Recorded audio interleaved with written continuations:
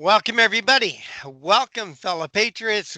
Welcome, fellow deplorables. Welcome, all you dregs of society, rock dwellers, sycophants, stinkos, all you hateful people who celebrate the president, all you bad people out there.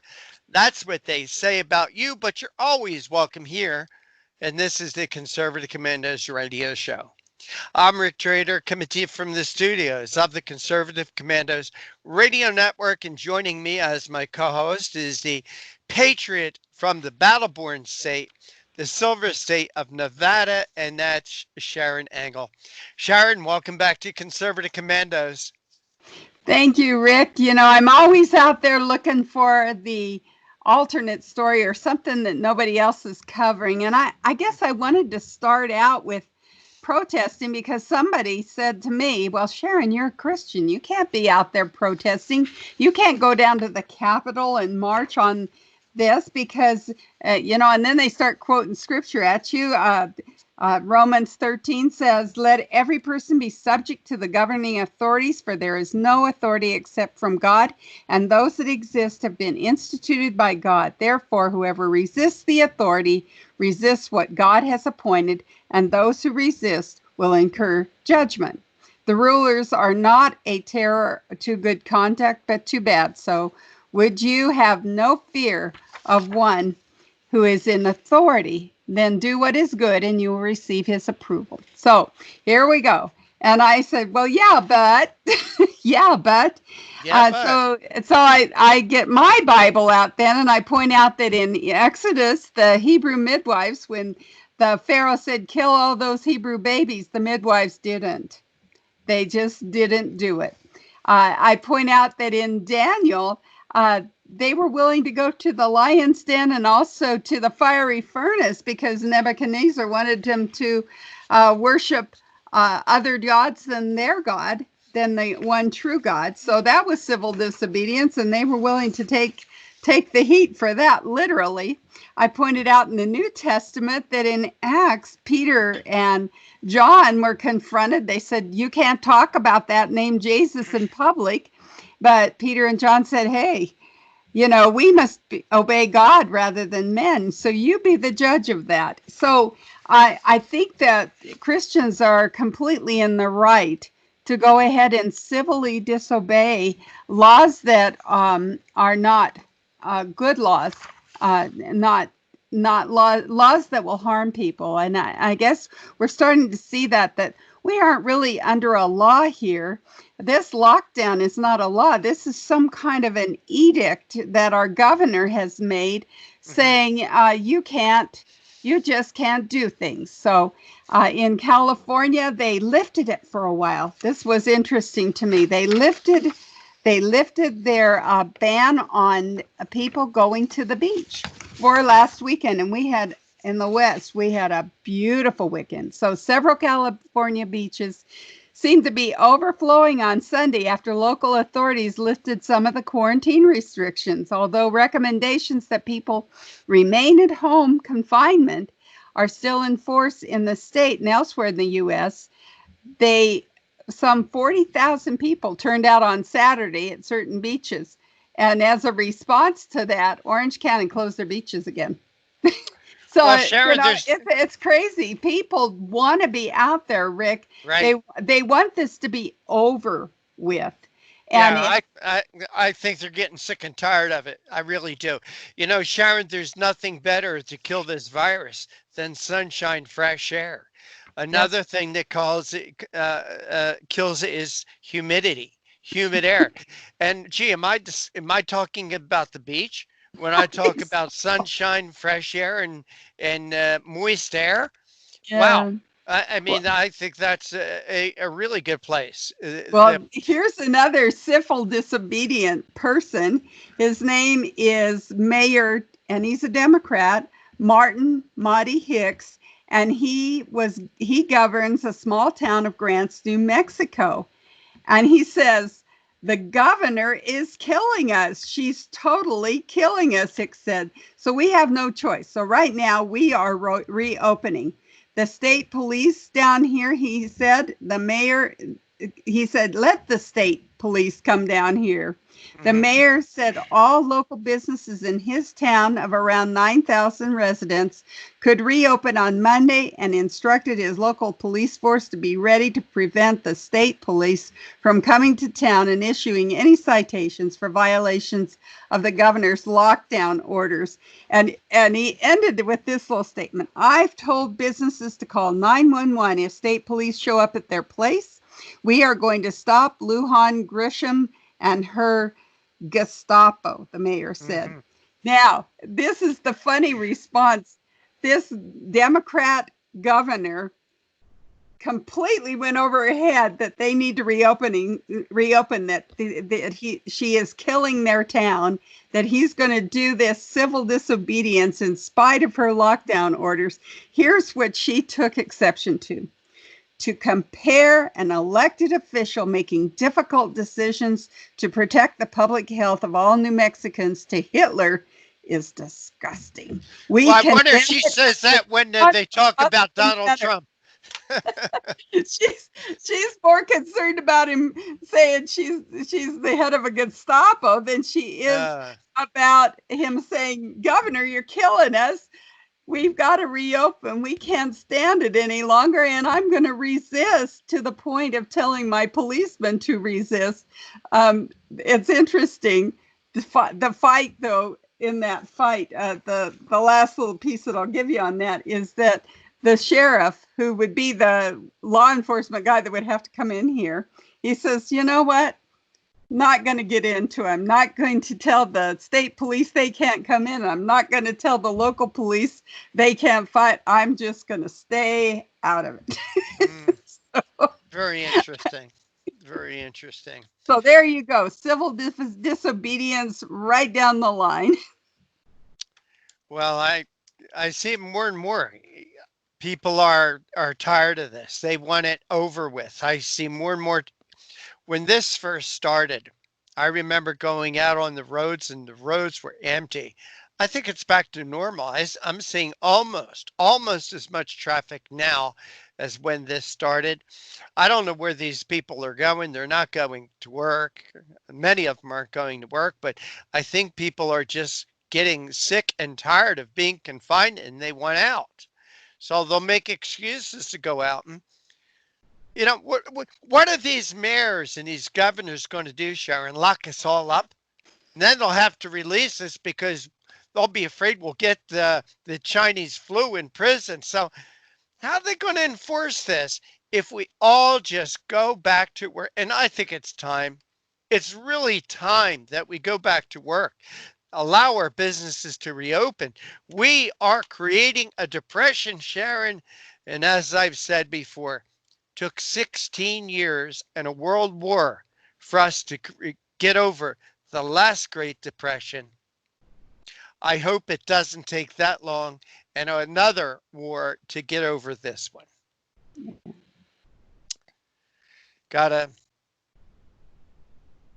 It's not very good prospects, let me just say. No.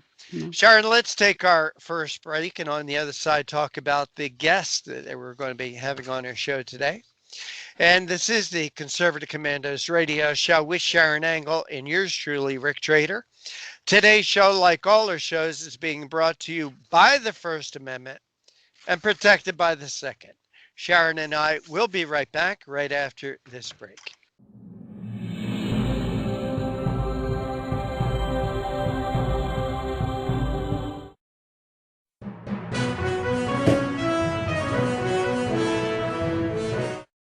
Mom, thank God you're going to be okay. So relieved. But you both should know when my time comes, I have a final expense policy with Senior Care USA. Is Senior Care USA the life insurance policy that helps loved ones pay for funeral expenses and other debts? Bill and I called to get more information. Yes, and there's an immediate payout of up to $50,000. If you're over 50, call Senior Care USA now to learn more about final expense insurance plans. There's no medical exam, even if you have a pre-existing condition like I do. When I called, the quote was free, and there was no pressure. I found out that policies start for as little as 35 cents a day. Rates will never increase and coverage won't decrease. I'm going to call today. Ask about the free prescription discount card. Oh, I'm so glad you'll be taken care of. Call 1-800-822-7419. That's 1-800-822-7419. But is it? It's really just the beginning, right? Have you written a book and want it published but don't know where to start? You're not alone. Page Publishing cuts through the confusion that most new authors face, like copyright protection, barcodes, printing, and digital uploading. We will get your book into bookstores now.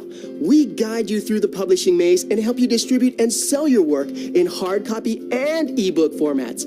That's right. We will digitize and place your book for sale on Amazon, Apple iBooks, and Google, offering it to millions. Don't waste another minute. Most publishers won't even look at new author submissions, but we're different. We review your book and provide you feedback in about a week.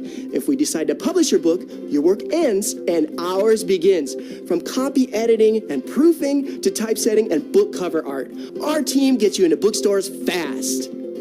Call 1-877-461-5033. Does your current bathroom need to be updated immediately?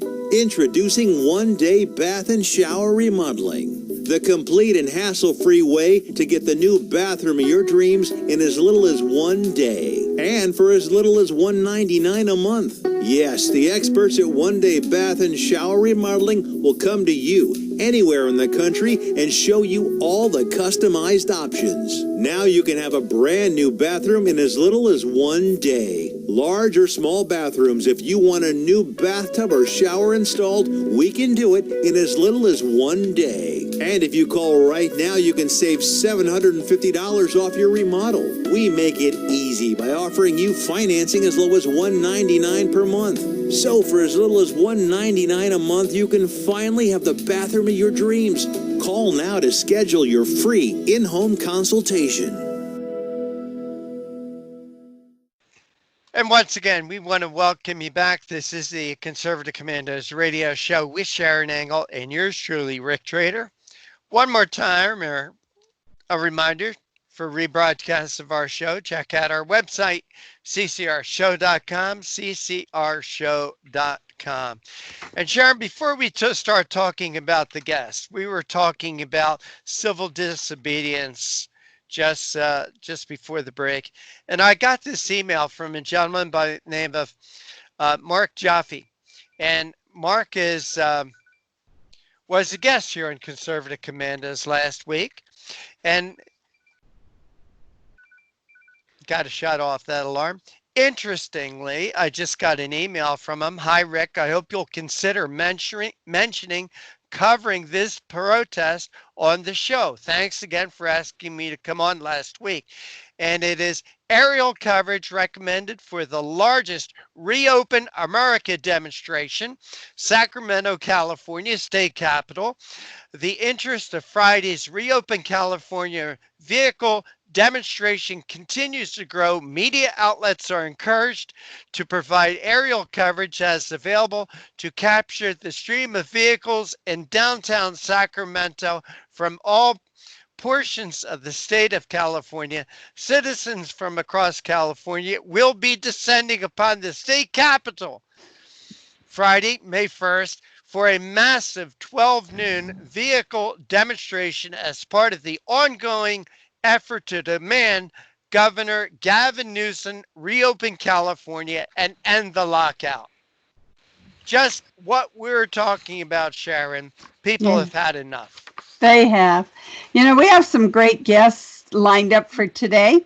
Our first guest is Sean Higgins, who is the research fellow at the Competitive Enterprise Institute, specializing in labor and employment issues. As a journalist, he covered the intersection of politics and economics for 2 decades, having been senior writer for the Washington correspondent for the Investors Business Daily and a contributor to publications like Reason and National Review Online. He's going to talk to us about an article, Newsom doubles down on AB 5. So we're going to get California back in here talking about what's going on there and why these people are protesting, and rightly so.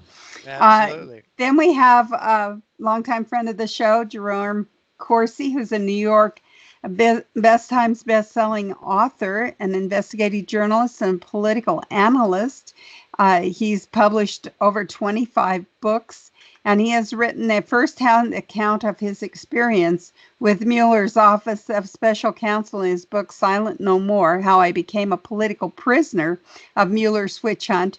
And his most recent book is Coup d'etat, Exposing Deep State Treason and the Plan to Re-elect President Trump. He's going to be talking about his latest marathon on television, on live stream internet channels this last weekend, called TeleMed program, the TeleMD program on Corsi Nation. So we'll be talking about how to go around some of the edicts of these governors. And finally, Hadley Heath Manning, who is the Director of Health Policy and Senior Policy Analyst at Independent Women's Forum, specializing in healthcare, entitlements, economics, and fiscal policy. She also manages IWF's health policy projects, including healthreformquestions.com and healthcarelawsuits.org. She's written an article, Is the Pandemic a Preview of Socialism in the Healthcare Sector? Yes. So we've got a great lineup, just like we always do. I'm reminded of our friend, Dr. Gerard Lamero, who said, if we don't open up by May 1st, there are going to be serious consequences to our economy. It looks like they're coming down the line. The California residents are well aware. The New Mexico mayor is well aware. And, you know, closer to your home in Maryland, they have said that there might be well, it says consumers in Maryland and across the U.S. could see meat in short supply in the near future as the coronavirus causes widespread shutdowns, worker absences, and closures of production plants. But what was more disturbing, as of Friday, Tyson Foods has suspended operations at its largest pork plant in Waterloo, Iowa, and said it would stop operating a plant in Logansport, Indiana by the end of the weekend. And the reason is that's because a big market, restaurants and food service have been all shut down. So we have this, you know, one business affects another business affects another business. So we're starting to see this domino effect now within our economy. And I think that's really what Dr. Lamero was warning us about, serious consequences, and what you've been talking about. You know, this is a self-made depression here that these governors have done. And it's truly, you know, the more we look at it, the more political it becomes, because as the facts come out about this virus, it becomes that the people are seeing more and more that we've really been hoodwinked on a lot of this. I've been saying it for quite some time, Sharron. We are in a cold and flu season. We go through a cold and flu season every year. I'm not saying this isn't serious. It is serious, but it isn't any more serious than the normal cold and flu season. We've heard, millions of people are going to die. It seems like what is coming out of this is there's a slightly higher mortality rate in this flu than in past flus, slightly higher, like 0.96 compared to 0.98. I mean, a very slight difference, or a slight increase. But Sharron, okay, well, these plants are going to close. What's going to happen is prices are going to skyrocket for meats. And that's just meat. And you just about every industry, you're going to see it. You know, eggs, I think you're going to see shortages and closures, business closures. I think you're going to see unemployment. We're already starting to see it in the healthcare industry. How this has really impacted them. And we're seeing it in the oil industry. They've got such a glut on the market right now that in some places in the U.S. it's 99 cents a gallon. But, and we say, oh, hooray for that. But the problem is that, when you start getting those low prices, things start shutting down, and then you don't have like this meat story that I brought. Then you don't have the supply anymore because the demand was not there. Now the supply is gone. Now there's shortages. It's just such a spiraling problem. And we just, I say hurrah for every Californian that's, going to protest. Me too. They need to do that. That's why I started out with civil disobedience is not an unchristian thing to do. In fact, right. In a lot of ways, it's a biblical thing to do. We need to stand up for right. All right. Well, Sharron, we got to take a break, get our first guest of the day on, and you are listening to and watching the Conservative Commandos radio show with Sharron Angle and yours truly, Rick Trader. On the other side, we're going to have Sean Higgins, who's a research fellow at the Competitive Enterprise Institute, join us, talking about Newsom doubles down on AB 5, putting more people out of work. Don't go away. Sharron and I will be right back with our first guest. Sharron, I got to go on the station's computer and do something. Okay. I'll see you later. Well, don't go away. Don't go away because we got to, I got to show you how to do this thing. Yeah, but you can call me. We can talk about that later on this evening if you want to, when you don't have so many things clogging you up. Come on. I'm good. Okay. All right. I'll call you later then. Okay. Okay. Right. Yeah. Call me when it's convenient. Okay. Okay. Bye-bye, Rick.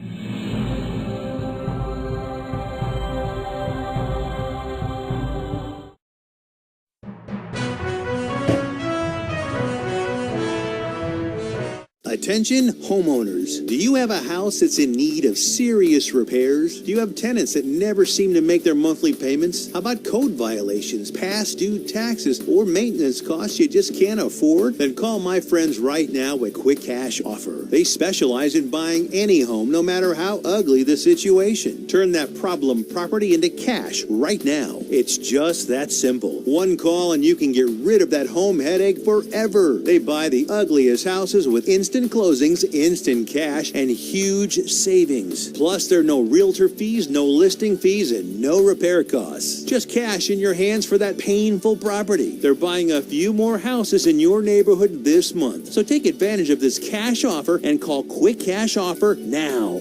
855-296-8854. 855-296-8854. That's 855-296-8854. Listen carefully. If your student loan debt is overwhelming you and things seem hopeless, we've got great news. If you're still struggling with your student loan debt, there are government programs available that may actually lower your payments by consolidating your federal student loans.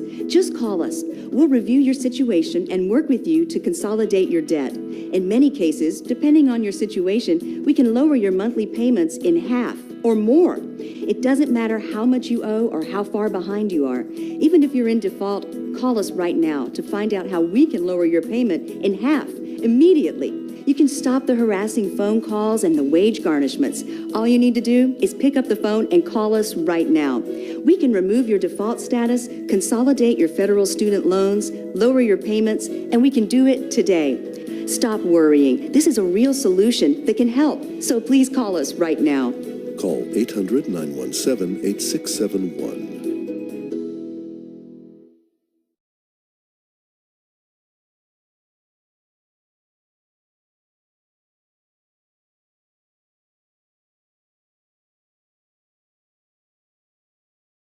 Are you over the age of 50? Want peace of mind and financial security for your family? Here's an important message to you and all seniors from the Final Expense Insurance Hotline. The average funeral costs about $7,000, even more. And the most government benefits will pay your family is only $255. That leaves your loved ones with a burden of paying your debts and funeral costs. Our plans start as low as $1 per day and will pay up to $30,000 for your funeral and other final expenses. There's no medical exam and you'll have lifetime coverage. Plus, your rates will never increase and your plan cannot be canceled regardless of your medical condition, as long as you make your premium payments. Get free information right now. Just answer a few simple questions and get approved right over the phone in just a few minutes. Call right now. Call 855-221-7334. Do you have an idea for an invention, but you don't know what to do next? How do you get in front of companies or get a patent? Call InventHelp. They've been helping inventors just like you for 35 years. And thousands of people contact them every month.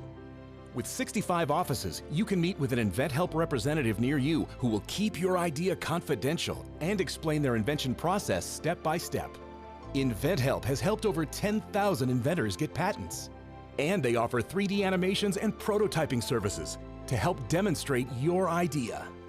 InventHelp's exclusive databank includes over 9,000 companies who have agreed to confidentially review new ideas, like yours. Don't wonder what to do next. Take action right now and get the help you need from InventHelp. InventHelp. Call today for free information. 800-880-2937. That's 800-880-2937 now. And we want to welcome you back. This is the Conservative Commandos radio show with Sharron Engel and yours truly, Rick Trader. And once again, as a reminder for rebroadcast of our show, please check out our website, ccrshow.com. That's ccrshow.com. Be sure to like us, friend us, and follow us on Facebook and on Twitter. And with that, Sharron, we do have our first guest of the day with us. And as I'm suffering from hay fever, why don't you make the introduction? I sure will. Our first guest is Sean Higgins, who is a research fellow at the Competitive Enterprise Institute, specializing in labor and employment issues. And as a journalist, he covered the intersection of politics and economics for 2 decades, having been senior writer for the Washington correspondent for Investors Business Daily and a contributor to publications like Reason and National Review Online. Sean, welcome back to the Conservative Commandos radio show. Thanks for having me. Well, we're excited to talk to you a little bit about your article, Newsom Doubles Down on AB 5. As you can probably imagine, Governor Gavin Newsom is not a real favorite of our show. We've watched him in California. I watch him very closely from Nevada. So whatever California does, I feel like it's going to directly affect me soon. And this one is really something. AB 5. First, tell what this law is about, because this is a law specifically designed to impact this coronavirus situation. Well, the law is written, the principal part of the law is to address ride shares. That was the original sort of initial reason for the law. Basically, they wanted to fix it so that companies like Uber and Lyft, they're people who drove for them were considered employees, not contractors, which is the way it's typically done. It's become a serious issue during the coronavirus because in order to sort of do this, they had to write the laws and regulations in a way that basically made doing any sort of contract work in the state of California very difficult. And this has become a serious problem for people, obviously, during the coronavirus, because if you're stuck at home, your options for doing work are very limited. And if you're a contractor, it's particularly problematic. Or if you wanted to do contract work, it's particularly problematic. And so there's all sorts of people who do work, everything from like translating languages to writing and editing to or musicians or what have you, who find themselves basically unable to work as a consequence of this law, or even just do temporary pickup work, because if it's not something that they intend to do for the rest of their lives, but just something that they want to do to earn some extra money because of the nature of what's happening. They can't. A lot of them just simply cannot do it as a consequence of this law. And people all across the state have been calling, for the governor to roll it back, or just even hold parts of it from going into effect, or not going into effect, but from being in effect temporarily, just simply to allow people to make some money while they're stuck at home. And he's saying, no, I'm not going to do that at all. I remember when they were trying to get this passed in California, we actually talked about it at length on the show and how people might be able to defeat it, but that was just not an option at that time because of the way the makeup of the government over there. But since then, I am hoping that there's a lot of people that are switched sides, because these gig contractors or gig workers, they're not all Lyft and Uber drivers, are they, Sean?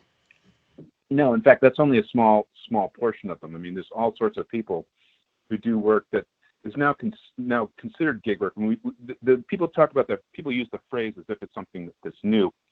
It really isn't. I mean, there's all sorts of things that people have traditionally done as employment or as work that's gig work that just happens to have fallen under this rubric because we need a new term to describe things such as Uber and Lyft drivers. But for example, if you're a professional musician and you play gigs, you may work a couple of nights a week at a bar or a club, or maybe perform at a wedding or something like that.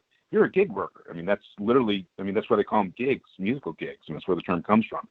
And all sorts of other things. If you do contract work as, say, a seamstress, for people who just need that work for one particular reason or something like that, then you're a gig worker, and so on and so forth. If you do commercial art, you create logos or designs for some business or something like that, you're a gig worker. I mean, those are all gig workers. And the law basically tries to make all of them employees, or at least strives to make all of them, as many of them employees as possible, when for a lot of people this makes no sense whatsoever.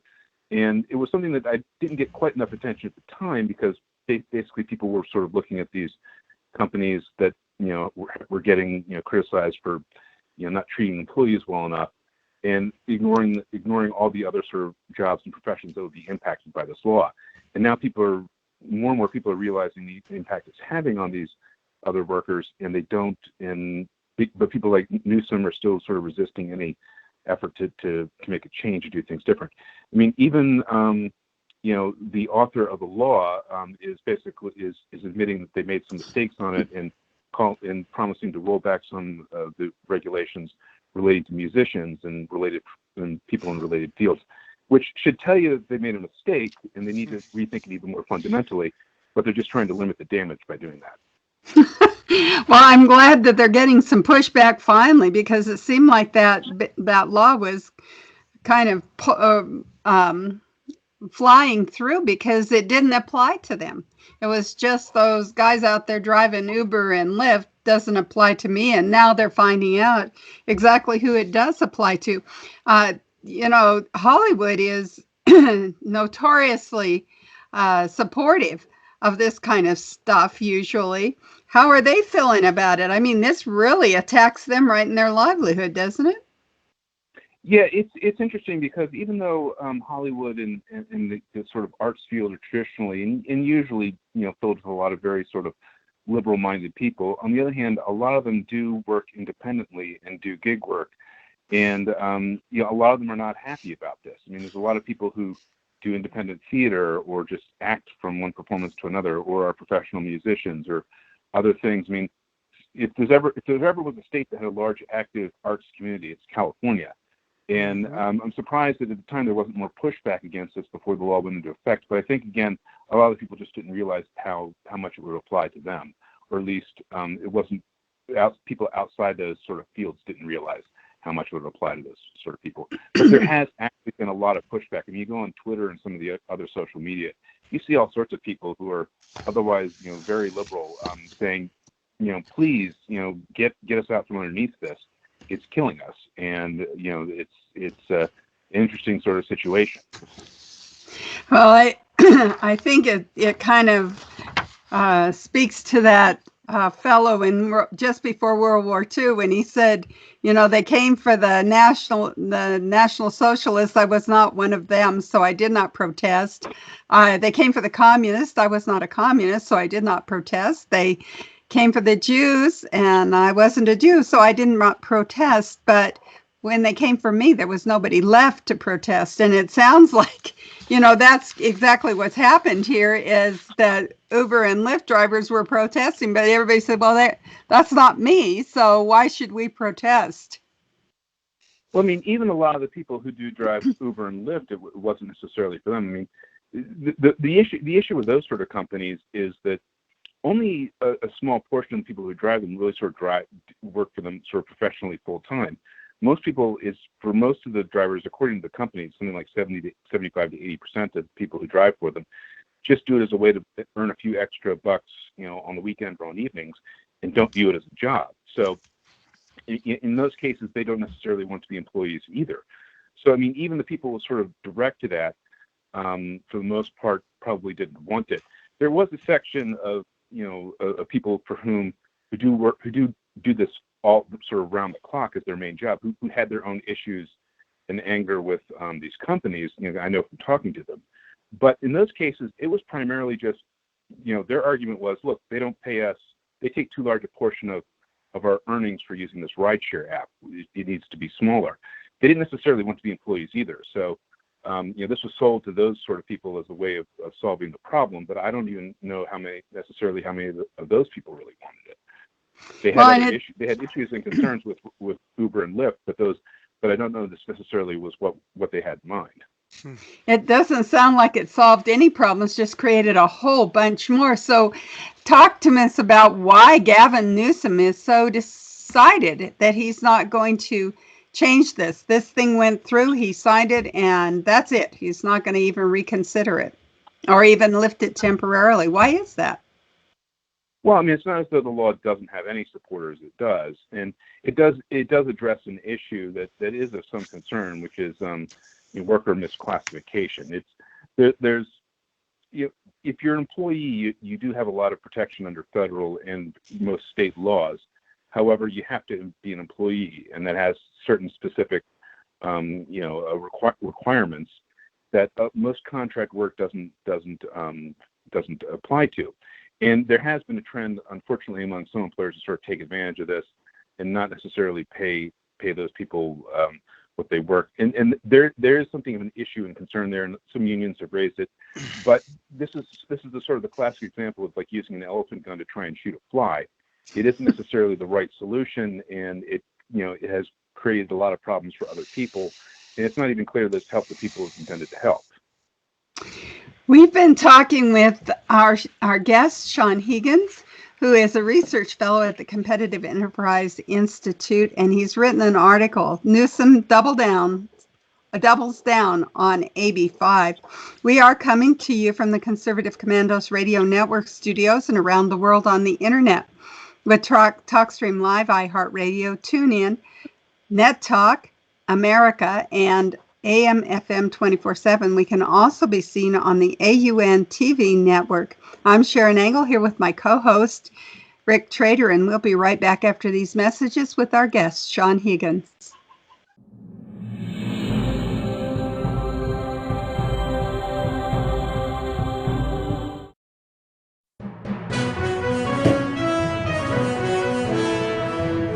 Are you a veteran and are you a homeowner? Then think Streamline and maybe save yourself a few $100s every month on your mortgage. A VA Streamline refinance. It's called a rate reduction loan because mortgage interest reduction is exactly what it does. It's just for veterans and it lowers your mortgage rate so you can save on mortgage payments every month, every year. That's a lot of money saved. And it's so easy to qualify. You don't need pay stubs, a W-2, or bank statements. You don't need a home appraisal. It's fast and easy to apply. And mortgage interest rates are very low right now. So a VA Streamline refinance makes it super easy and super affordable to take advantage of this opportunity and really cut your monthly mortgage payments. Veteran and homeowner? Call us to find out more. 888-893-7491.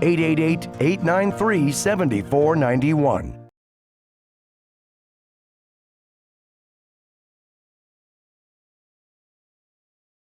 Do you have an idea for an invention, but you don't know what to do next? How do you get in front of companies or get a patent? Call InventHelp. They've been helping inventors just like you for 35 years. And thousands of people contact them every month. With 65 offices, you can meet with an InventHelp representative near you who will keep your idea confidential and explain their invention process step by step. InventHelp has helped over 10,000 inventors get patents. And they offer 3D animations and prototyping services to help demonstrate your idea. InventHelp's exclusive databank includes over 9,000 companies who have agreed to confidentially review new ideas, like yours. Don't wonder what to do next. Take action right now and get the help you need from InventHelp. InventHelp. Call today for free information. 800-880-2937. That's 800-880-2937 now. Is your credit card debt driving you batty? We're going up! Just like your credit card fees and interest rates. To the top! With those sky-high payments! You can't forget about your debt. Always fear! The debt suckers are here! Are your payments sucking the life out of you? Just one call to Consolidated Credit can get the debt suckers off your back. Consolidated Credit will lower your interest rates, consolidate your bills into one easy payment, and get you out of debt fast. Call Consolidated Credit and get your life back. Call 1-800-201-8213. 1-800-201-8213. That's 1-800-201-8213. 1-800-201-8213. When debt is the problem, Consolidated Credit is the solution. Because debt sucks! Attention Viagra and Cialis users. Are prescription drugstore prices too costly? Get 50 generic pills for only $99. That's right, 50 100 milligram generic Viagra for only $99. Our products have the same active ingredients as the brand name products. Money back guaranteed if you're 100% not satisfied. Get 50 generic pills for only $99. Order now and call the number on your screen. Have your credit card ready. And once again, we want to welcome you back. This is the Conservative Commandos radio show with Sharron Engel and yours truly, Rick Trader. And we want to give a shout out to folks who are listening to us on radio stations in Jacksonville, Tampa and the Villages, Florida, Las Vegas and Reno, Macon, Georgia, Lancaster and Pittsburgh, Boulder and Colorado Springs, Milwaukee, Wisconsin, Long Beach, California, and also seen on the AUN television network in Northern California. Our guest this segment is Sean Higgins. He's a research fellow at the Competitive Enterprise Institute, and we're discussing an article he wrote, Newsom doubles down on AB5. Sean, thank you for holding through that break. We appreciate your time, but I got to be honest with you, my friend. It's hard for me to have a lot of sympathy for the people in California. After all, Sean, they voted for this guy, and all these people in the state legislatures that voted for this junk. I find it hard to be sympathetic, Sean. Well, yeah, I mean, there's a majority in the state that did vote for these people. That's undeniable. I don't know that a lot of the people who are being affected by this were necessarily the same ones who voted for these people, and or voted at all. And even if they did, that I don't think that means we shouldn't be unsympathetic to their plight. I mean, or that you shouldn't sort of reach out to them. I mean, after all, the people who are having problems or troubles are the people you should talk to and try and help out and sort of get them to see a different way of seeing things. So, yeah, I mean, I understand your point, but I guess I'm just a more soft-hearted individual. I look at somebody like that and say, I'm sorry you're having a hard time. Is there something I can do to help? All right. Sean, what did they have against Uber and Lyft in the first place to construct this type of law? I mean, where was the emphasis? Where was the political pressure brought upon the California state legislature to write this junk? Well, it primarily comes from unions. They have a serious problem with these sort of contract labor-based organizations, which have grown a great deal thanks largely to the internet and to app-based culture, which makes it a lot easier to facilitate it. And the reason for that is, contract work by definition, can't sort of be organized, or at least it's extremely difficult to do that because it doesn't fit most of the or any of the criteria for being a conventional employee, which you have to be under federal law to be organized. And and the spread of these things is very problematic. I'm going to tell you, and this is a true story. I was covering an event at the Communication Workers of America. They were having this was the previous election. They were actually putting out, I think, an endorsement for Bernie Sanders at the time. And as I was walking out of the sort of press event where they were announcing it, I saw one of the the people who worked for the union was calling for a Lyft ride from her phone, and she saw me do it, and she sort of laughed and said, "Yeah, I really shouldn't be doing this, but it's so convenient." And they're hypocrites. They're absolute hypocrites. So, Sean, what effect has this had on? Well, okay, we've been talking about Uber and Lyft, but there is a myriad of occupations that would have been affected by this. And as you and Sharron were talking, I was writing down some of the jobs that I have had in the past that maybe I couldn't have gotten because of this kind of law. Let's see, sales of vacuum cleaners and fire alarms, taking baby pictures, exterminating services.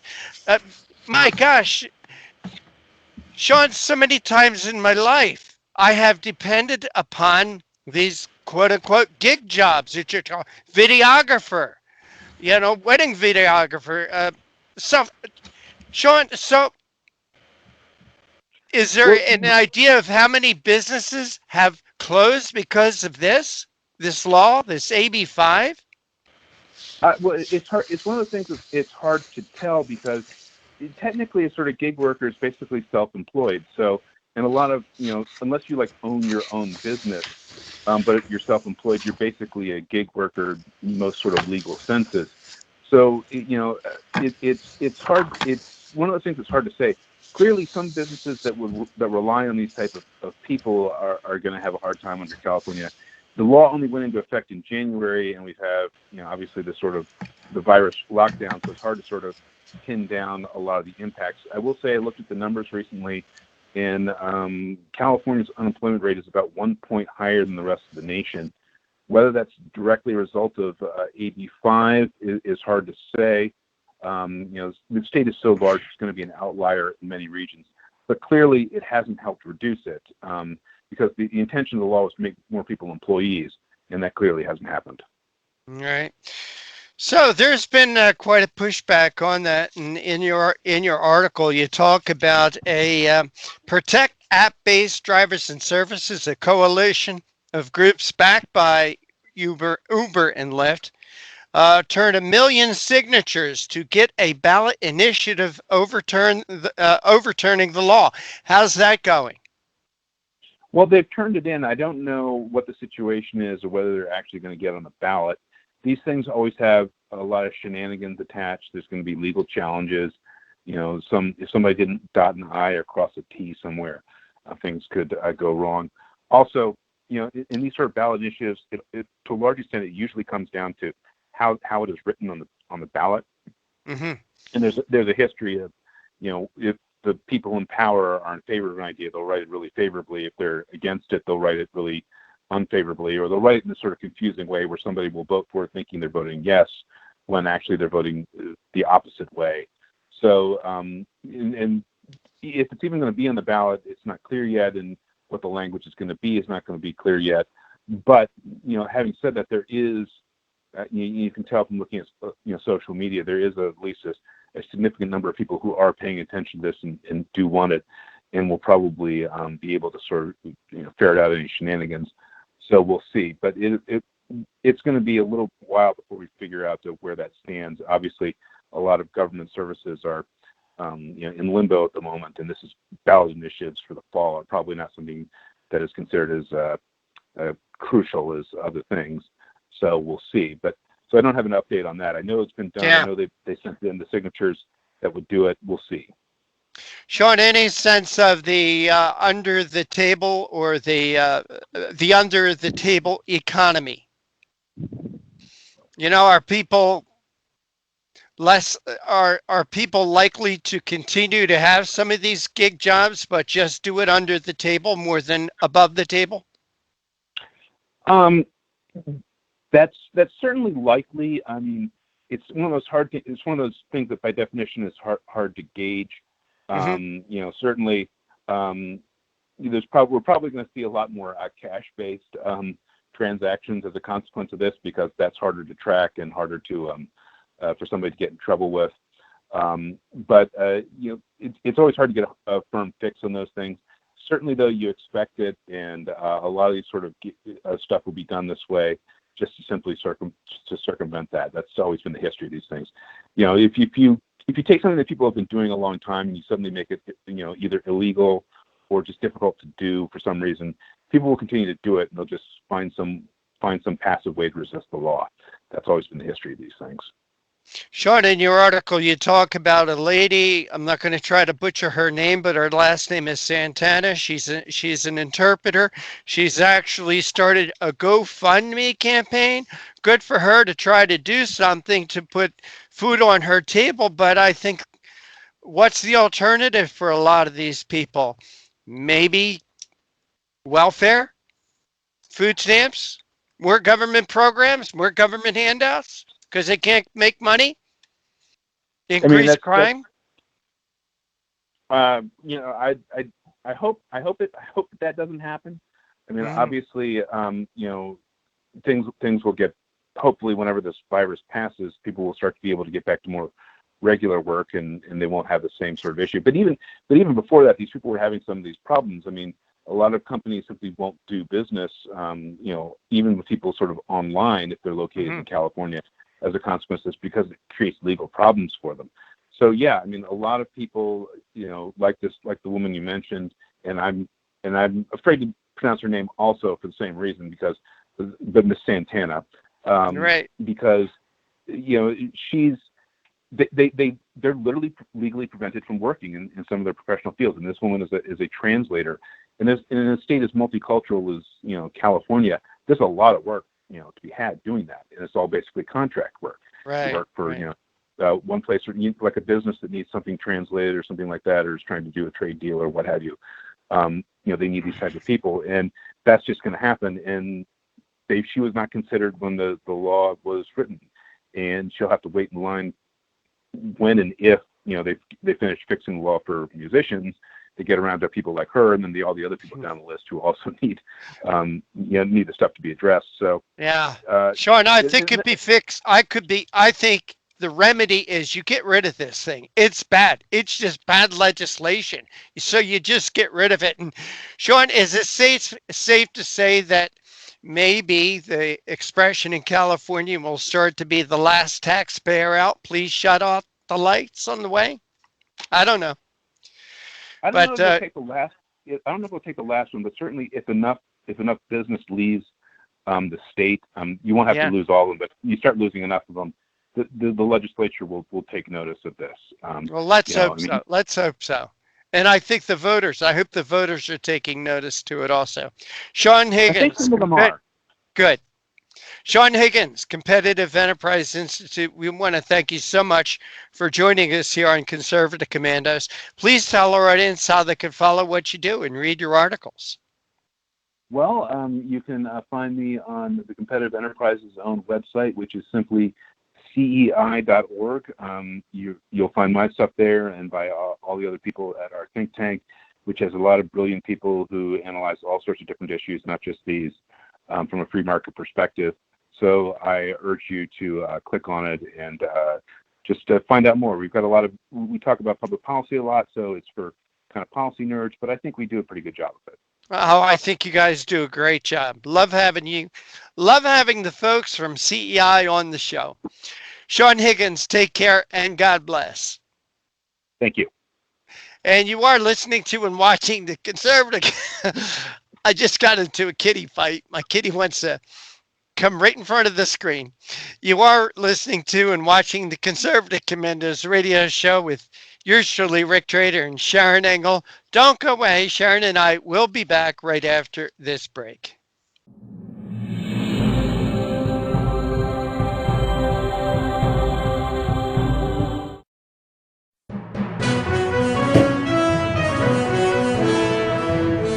Everybody wants cheap airfare, but where do you find it? You call low-cost airlines. Their prices are direct from the airlines, and they're so low you can't find these fares published anywhere. They specialize in cheap flights, discount hotel rooms, cheap car rental rates, and great package deals anywhere around the world. Wherever you want to go, they can help you get there cheaply and with a best price guarantee. If you want the lowest prices on your airline tickets or other travel services, call now. That's right, call. That's the only way to get these rates. Experts are standing by 24/7 to get you the cheapest airfare and hotel rates available. So don't wait. Call right now for the lowest travel prices anywhere and for great last-minute travel deals too.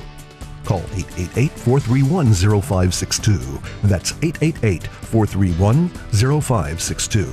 888-431-0562. 888-431-0562. Dish TV is better than cable TV. Here's why.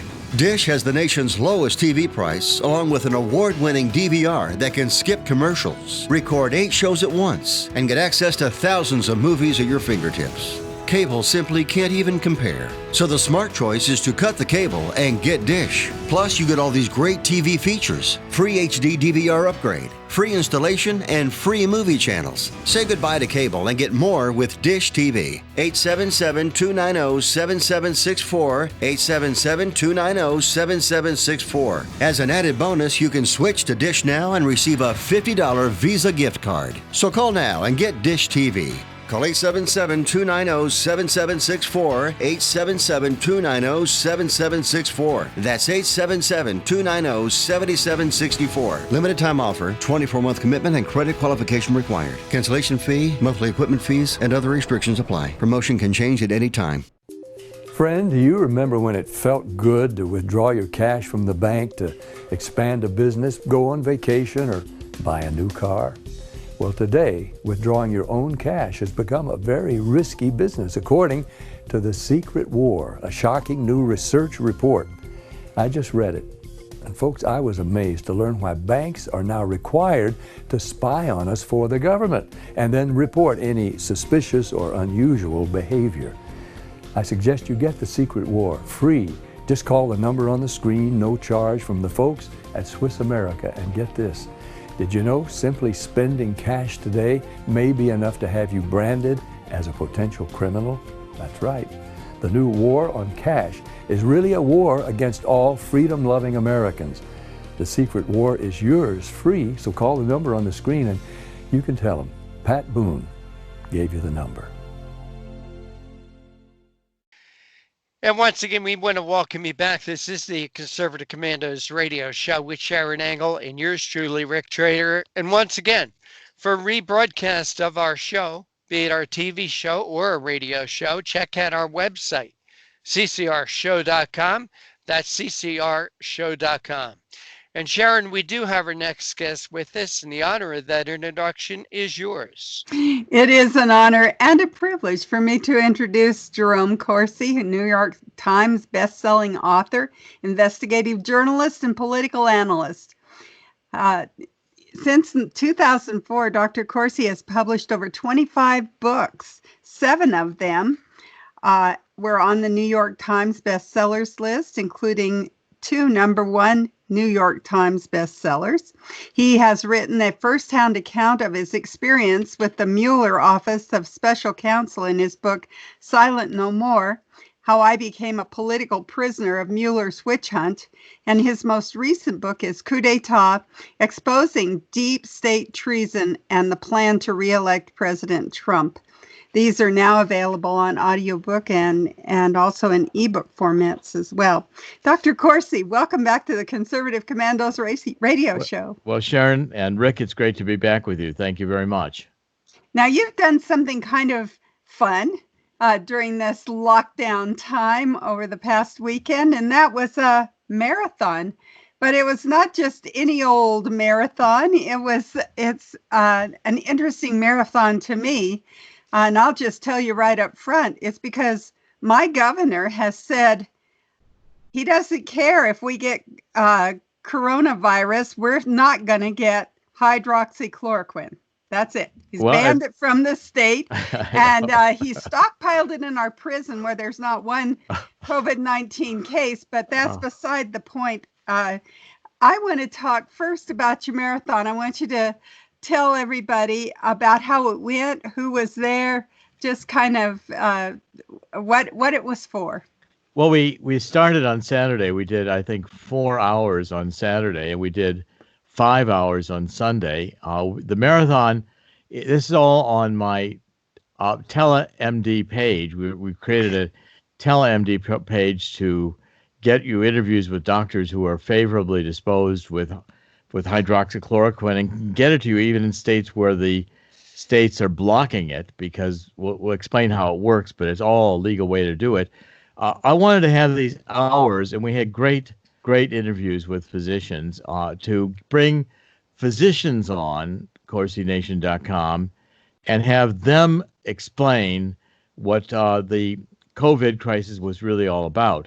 So we had great people like Andrew Bostom. He was an epidemiologist, and he looked at the numbers and was really pointing out how Fauci's 2 million are going to die. I mean, the insanity of the government bureaucracy, the government medical bureaucracy. We had very, very brilliant doctors like this Dr. Lee Vliet. She was really excellent about the hydroxychloroquine and explaining in detail. She's working very closely with Senator Ron Johnson in order to make sure that we get some reason in our health policies. I've been very disturbed by what I've seen with Dr. Fauci and all these bureaucrats that have been constantly jamming down our throats this essentially nonsense that we've had about so much of the government medicine, and actually now starting to demonize hydroxychloroquine, which is a 70-year-old, well-known, commonly prescribed worldwide generic medication used primarily for asthma, lupus, and rheumatoid arthritis, but off-label, increasingly being prescribed for COVID, except where it's being prohibited by Fauci and the medical establishment, who plan to make billions of dollars on a vaccine and other big farm solutions. They don't want a $20 prescription coming in and having success treating hydroxychloroquine. I'm not a physician. I'm not a medical doctor. I don't intend to start giving medical advice. But if you go to Corsi Nation, and these are all archived on a variety of platforms, so, and free, you can listen to the podcasts on places like SoundCloud. They're all listed in Corsi Nation, Stitcher, iTunes, Spotify, iHeartRadio. They're live streamed on YouTube, my YouTube channel. These are all listed in CorsiNation.com, Facebook, and Periscope. And then we currently are also archiving everything on Patreon.com and Subscribestar. Those are subscription channels, but they're very inexpensive. $1 a month, I think, or $2 a month for Patreon, and you pay for the months you want. So we've organized this whole approach, Sharron, I think, to bring, and in these interviews, I ask questions that are kind of open-ended and let the doctors talk. And I don't interrupt the doctors, okay? Mm-hmm. I let them actually say what they wanted to say and then get them to interact with each other and make some comments to keep the discussion moving. I think they're fascinating. And the hours over this weekend just went by so fast I could hardly believe it. Well, now you've given me so many ways to go. Of course, your book, Coup d'etat, Exposing Deep State Treason, this COVID-19 almost smacks of part of that deep state treason, as you were talking about Dr. Fauci and of course, the other doctors that have been espousing the shutdown. But I think where I want to go first is I want you to tell us about TeleMed. And in fact, by the way, I just found I sent an email to Dr. Zelenko, and I sent it by accident to Zelensky, the prosecutor, tried to put me in prison for 2 years. Well, turns out, guess what? It turns out he's part of a COVID fraud task force. So now Zelensky is investigating me again. Oh, gosh. He's the same prosecutor that went after Roger Stone. Now he wants to see all my correspondence with Zelenko. I guess we're committing real crimes here by trying to let doctors prescribe a medicine to heal people. I've certainly got to be put in prison. I guess they'll never, I thought my wife said, could you do something else so Zelensky doesn't investigate you? We've had enough of this. And I said, Monica, if I retired today gardening, Zelensky would want to know if the seeds I was putting into the ground were legal. Oh, gosh. I don't know what to do to get, it's like my Freddy Cougar. Every time I turn Well, tell us about TeleMed. All right, TeleMed. This is something that we in Nevada need to hear about more probably than any other state. And it used to be a conservative state. At any rate, TeleMed is a program we've created with a company. Our partner is a company called SpeakWithAnMD.com, which has been in business for some 20 years working with physicians in different capacities. But primarily here, what we're doing is we're creating a group of physicians that you can call by the telephone. If you go to our website and you are on the page, it explains the page. Dr. Zelenko is our medical advisor for TeleMed, TeleMD program at CorsiNation.com. He's not being compensated. He's not in any official capacity, but we're following his protocols, and the other doctors have contributed. Dr. Cole, Dr. Graves, who's been a tremendous help to us, getting the physicians to be interviewed. At any rate, in this service, it costs $60 to call the physician, and you have an interview with a physician licensed in your state. Now, that physician may be located somewhere else, but they're licensed in your state. And that physician will conduct a medical diagnosis with you on the phone.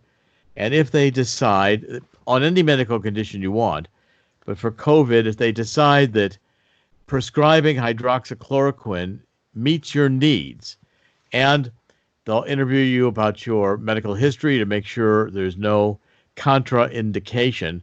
Believe me, the side effects of hydroxychloroquine after 70 years of worldwide millions of prescriptions is well known and not terribly, the FDA is saying flashing, you're going to get a heart attack. This QT interval issue, which is the measuring the peaks in EKG, occurs with hydroxychloroquine very, very rarely, and only if you've got a heart timing problem, an arrhythmia, even a heart blockage won't indicate. And by the way, I'm not practicing medicine again. I'm just telling what the physicians have told us. Even in lupus, I got to say that for Zelensky. I mean, I put my qualifiers.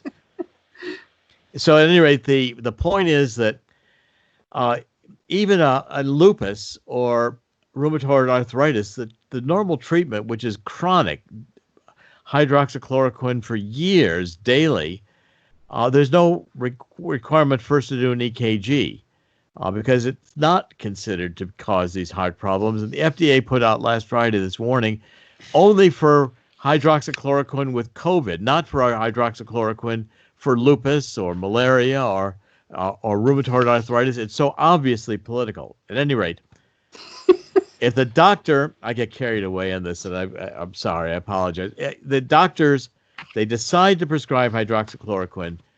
The prescription will go to a pharmacy, and the pharmacy will decide to fill that. They can legally fill the hydroxychloroquine in the state in which the pharmacy is located. They'll call you on the phone to make sure if you've got any medical insurance that can defray the cost of the pharmaceuticals.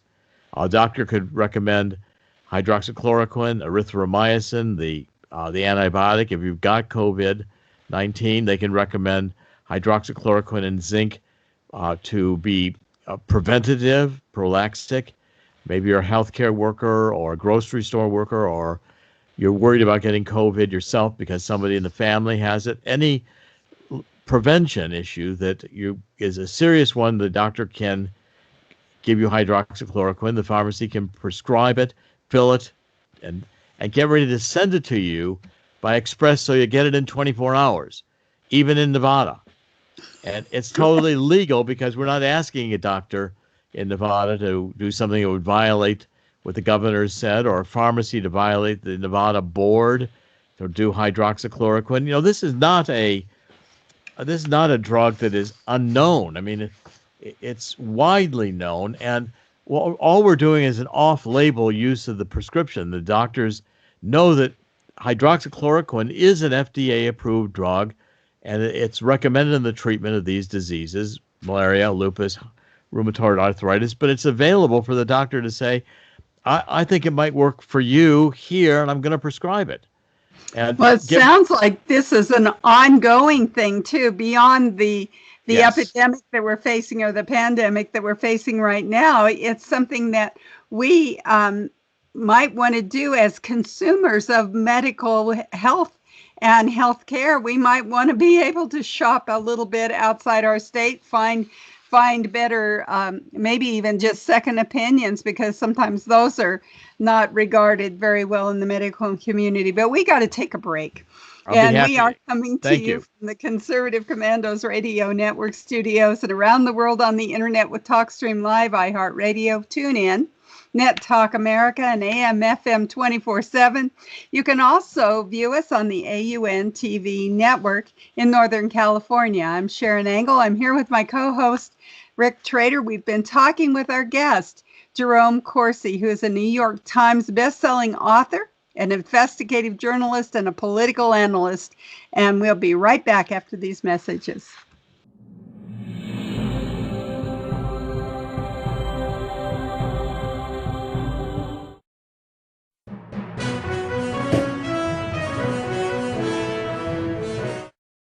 Mom, thank God you're going to be okay. So relieved.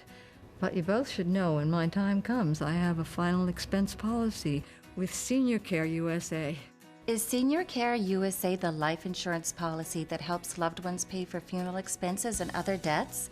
Bill and I called to get more information. Yes, and there's an immediate payout of up to $50,000. If you're over 50, call Senior Care USA now to learn more about final expense insurance plans. There's no medical exam, even if you have a pre-existing condition like I do. When I called, the quote was free, and there was no pressure. I found out that policies start for as little as 35 cents a day. Rates will never increase and coverage won't decrease. I'm going to call today. Ask about the free prescription discount card. Oh, I'm so glad you'll be taken care of. Call 1-800-822-7419. That's 1-800-822-7419. But is it? It's really just the beginning, right? Have you written a book and want it published but don't know where to start?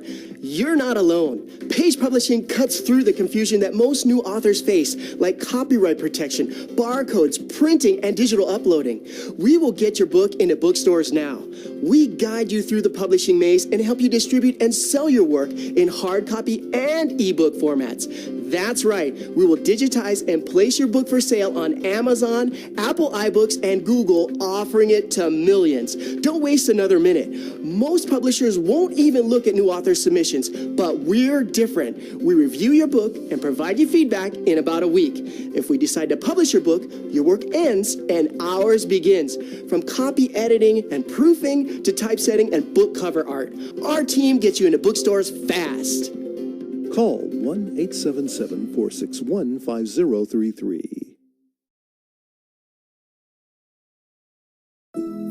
Does your current bathroom need to be updated immediately?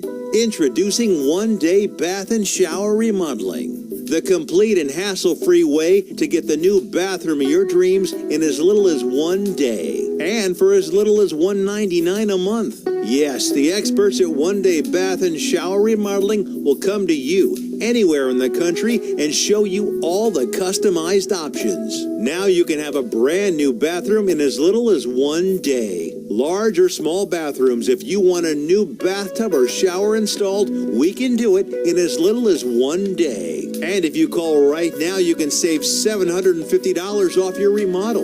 We make it easy by offering you financing as low as $199 per month. So for as little as $199 a month, you can finally have the bathroom of your dreams. Call now to schedule your free in-home consultation. And once again, we want to welcome you back to the Conservative Commandos radio show. My co-host is Sharron Engel. I'm Rick Trader, and we're very pleased to have Jerome Corsi join us as our guest, New York Times best-selling author, investigative journalist, political analyst, a hero of mine. His work with the Swift boat that's stopped John Kerry. I'm convinced of that. His latest book is Coup d'etat, exposing the deep state treason and the plan to re-elect President Trump. Dr. Corsi, thank you for holding through that break. Really do appreciate your time. Oh, it's my pleasure, Rick. I've been in your show many times before. I always enjoy it. Always love having you on. And again, truly, you are a hero of mine. Again, what you did to stop John Kerry, I really think saved our country at that time from really dark days. I have to say, I was co-author of the book with John O'Neill. I've known John O'Neill a long time. The real heroes of that movement were John O'Neill and Admiral Hoffman. John O'Neill had been in Vietnam with John Kerry. In fact, commanded Kerry's boat when Kerry left Vietnam. And I had done work on the Vietnam veterans against the war. They didn't take me in the military. I had eczema horribly especially when I was younger. And so I worked in government institutes. I worked for universities like, Civil Violence Research Center, Case Western Reserve in Cleveland. And then we did contract work. So I did a lot of contract work for the government. And even as an undergraduate, and Bird Dog Kerry on some of that contract work, and the Vietnam Veterans Against the War, where John Kerry was one of the leaders. His famous meeting with Senator Fulbright when he called the troops in Vietnam the Army of Genghis Khan. And so I had all that information, and I was happy to contribute and to do my part. I was honored to be part of the Swift boat effort, since I myself was not a military veteran. But the point is that I said to my wife in 2004, well, I think I'm going to work to defeat John Kerry. And she said, no, well, who are you to do that? She had known me for my 25 years in financial services. When I met my wife-to-be, we've been married 30 years. I had a major career internationally in financial services, and that's how I met Donald Trump. I stretched limo in New York, and I was living virtually in the Plaza Hotel when he owned it. And so I said, well, Monica, I'm going to get this box out of the attic. There's a few parts of my background that maybe I have to visit with you about, that I have not told you about, the work I've done politically. And so she tolerated that. But at one point, I do recall we had the Swift boat veterans in the house, and she got mad at me. She said, the problem with you, Jerry, is that you're unfit for marriage. I said, well, Monica, I said, well, you probably but have. That's working out, right? I mean, you guys. Well, I said you probably have a point. I don't argue that. Oh God, let's get back to the TeleMed program. How many doctors are involved in it? Well, we have a growing number. First of all, the program has been an established program, been going for 20 years. They also do the placement of doctors in hospitals with the like when they need a replacement doctor. That was their original business. And I'd say there's several hundred doctors who have been affiliated with this and are affiliated. But the key point is we have enough to cover every state. I'd say we've got, maybe 30 to 50 who are really enthusiastic to participate.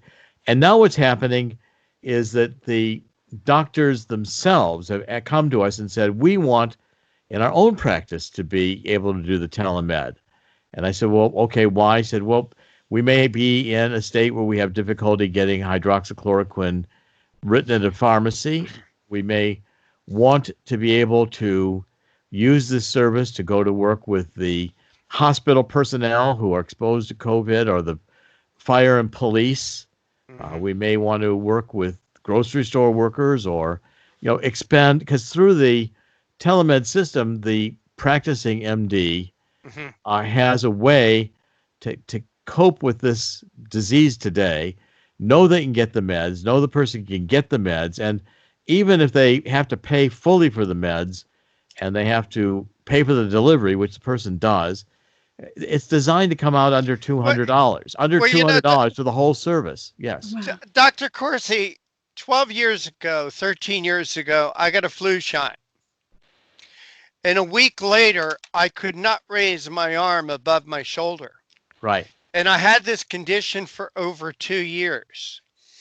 And I was 1 week short of having a nerve transplant when the doctors figured out it was something called Parsonage Turner, caused by these flu shots. You know what?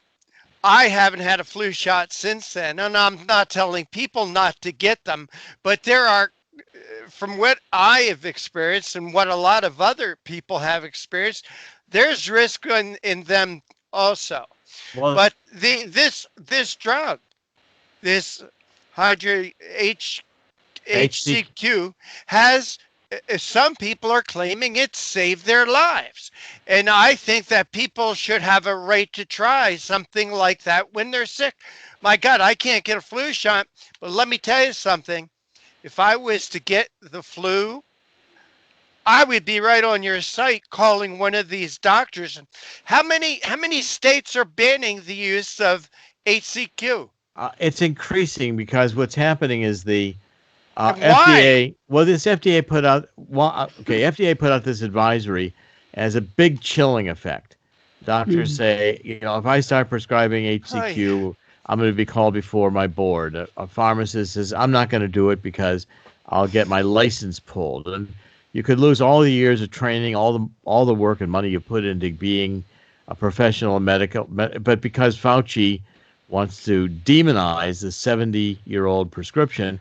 And look, I don't claim, first of all, I'm not a medical doctor and I'm not giving medical advice, but I think God cures. Now, and I'm willing to wait for a clinical trial before we get through all the hoops, but that's going to take a couple of years. On the government website, which is clinicaltrials.gov, there's 60 clinical trials around the world the FDA recognizes, but they're going to take a couple of years to do. Now, yes, we have anecdotal information. In other words, okay, so in my family, my wife's brother, his wife got COVID-19. She's a healthcare worker, and she was seriously ill. We all thought she was headed to a hospital and a ventilator within hours. A doctor prescribed hydroxychloroquine for her. Within taking 2 pills, 400 milligrams, she started feeling better. Wow. 2 days she was feeling. A week later, she was ready to go to work. Wow. And now, now, do I know that the hydroxychloroquine cured her? No, I don't know that. She might have been getting better anyway. I don't have the scientific basis. But look, I saw what I saw. And that's good enough for me right now to say, if this drug doesn't harm people, and the doctors are telling me that it doesn't harm people, and it was prescribed correctly, Dr. Corsi, it's a very small number. Yeah. We only have another minute, but I got to get this in. We had a guest on the show a few weeks ago, George Parry, who was in Africa. Took a trip to Africa. Right. He said he took it, a week before he went while he was there, and a week after he come home. All right. This stuff is prescribed by doctors all the time, prophylactically for the use so people don't get sick, so they don't get malaria. Yes, but see, Dr. Fauci's got his eyes. He's got his eyes on power, big. You can't. We don't want any $20. We're going to get in a vaccine. Well, I mean, I'm not a big. Vaccines can be good. I'm just saying, I'm not at all in favor of mandatory. My problem with them. Well, and look at Bill Gates. He had a vaccine for polio. He went to India with it. He caused a polio epidemic, and India threw him out. He's the guy. He's the guy Fauci's looking to as his God. I'm sorry, but these big pharmacy solutions, they demonize homeopathy, then they demonize these community drugs. Fauci did the same thing, by the way, with AIDS in 1990. Same position. And what he did with AIDS is the community doctors came and said, we've got these medications we think will help people who have AIDS and the HIV/AIDS epidemic. Fauci demonized them, and he held out for this Burroughs pharmaceutical with a AZT, made billions of dollars. A book, one more point quickly, a book called by Newsom, Bruce Newsom, in 1990 called Good Intentions, tells the whole story of how Fauci did in 1980s, late 80s and 90s, exactly what he's doing today. And they concluded, Nussbaum concluded, he was a writer for Business Week and Newsweek, he concluded Fauci killed AIDS patients by not letting them get access to this drug. Now, one last thing. I've started talking about this Nussbaum book, Good Intentions, and how it really shows who Fauci is. I bought the book at Amazon with Nussbaum's signature, author's signature, for $20. They're charging, after I publicized the book, it's out of print, they're charging over $800 for the book right now on Amazon. Wow.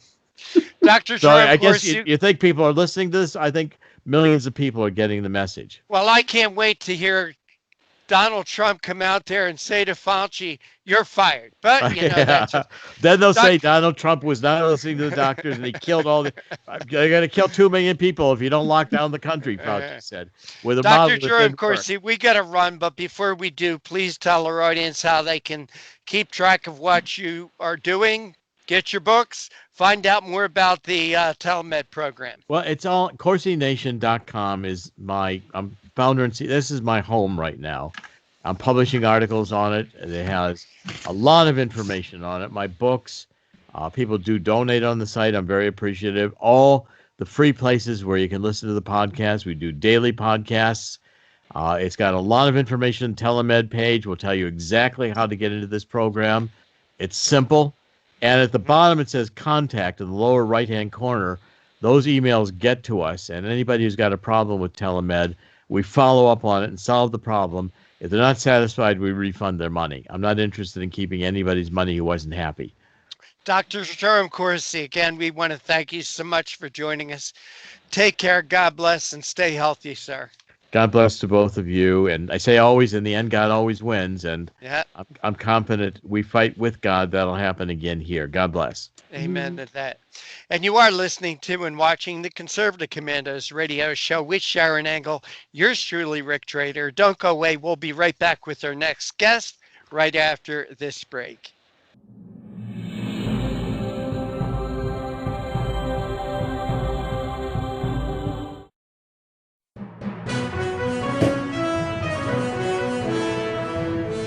Attention homeowners. Do you have a house that's in need of serious repairs? Do you have tenants that never seem to make their monthly payments? How about code violations, past due taxes, or maintenance costs you just can't afford? Then call my friends right now at Quick Cash Offer. They specialize in buying any home, no matter how ugly the situation. Turn that problem property into cash right now. It's just that simple. One call and you can get rid of that home headache forever. They buy the ugliest houses with instant closings, instant cash, and huge savings. Plus, there are no realtor fees, no listing fees, and no repair costs. Just cash in your hands for that painful property. They're buying a few more houses in your neighborhood this month. So take advantage of this cash offer and call Quick Cash Offer now. 855-296-8854. 855-296-8854. That's 855-296-8854. Listen carefully. If your student loan debt is overwhelming you and things seem hopeless, we've got great news. If you're still struggling with your student loan debt, there are government programs available that may actually lower your payments by consolidating your federal student loans. Just call us. We'll review your situation and work with you to consolidate your debt. In many cases, depending on your situation, we can lower your monthly payments in half or more. It doesn't matter how much you owe or how far behind you are. Even if you're in default, call us right now to find out how we can lower your payment in half immediately. You can stop the harassing phone calls and the wage garnishments. All you need to do is pick up the phone and call us right now. We can remove your default status, consolidate your federal student loans, lower your payments, and we can do it today. Stop worrying. This is a real solution that can help. So please call us right now. Call 800-917-8671.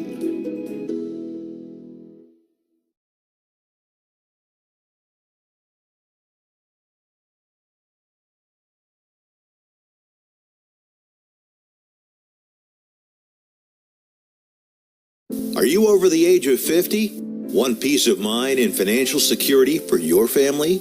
Here's an important message to you and all seniors from the Final Expense Insurance Hotline. The average funeral costs about $7,000, even more. And the most government benefits will pay your family is only $255. That leaves your loved ones with a burden of paying your debts and funeral costs. Our plans start as low as $1 per day and will pay up to $30,000 for your funeral and other final expenses. There's no medical exam and you'll have lifetime coverage. Plus, your rates will never increase and your plan cannot be canceled regardless of your medical condition, as long as you make your premium payments. Get free information right now. Just answer a few simple questions and get approved right over the phone in just a few minutes. Call right now. Call 855-221-7334. Do you have an idea for an invention, but you don't know what to do next? How do you get in front of companies or get a patent? Call InventHelp. They've been helping inventors just like you for 35 years. And thousands of people contact them every month. With 65 offices, you can meet with an InventHelp representative near you who will keep your idea confidential and explain their invention process step by step. InventHelp has helped over 10,000 inventors get patents. And they offer 3D animations and prototyping services to help demonstrate your idea. InventHelp's exclusive databank includes over 9,000 companies who have agreed to confidentially review new ideas, like yours. Don't wonder what to do next. Take action right now and get the help you need from InventHelp. InventHelp. Call today for free information. 800-880-2937. That's 800-880-2937 now. And once again, we want to welcome you back. This is the Conservative Commandos radio show with Sharron Angle and yours truly, Rick Trader. And once again, for rebroadcast, check out our website, CCRShow.com. That's CCRShow.com. You can find our TV show there as well as the radio show and a lot of other terrific articles and great information. And with that, Sharron, our next guest is with us, and she's a frequent guest here on Conservative Commandos. And as you do with all our guests, Sharron, please make her feel welcome. Well, it's great to introduce Hadley Heath Manning, who's the Director of Health Policy and Senior Policy Analyst at the Independent Women's Forum, specializing in healthcare entitlements, economics, and fiscal policy.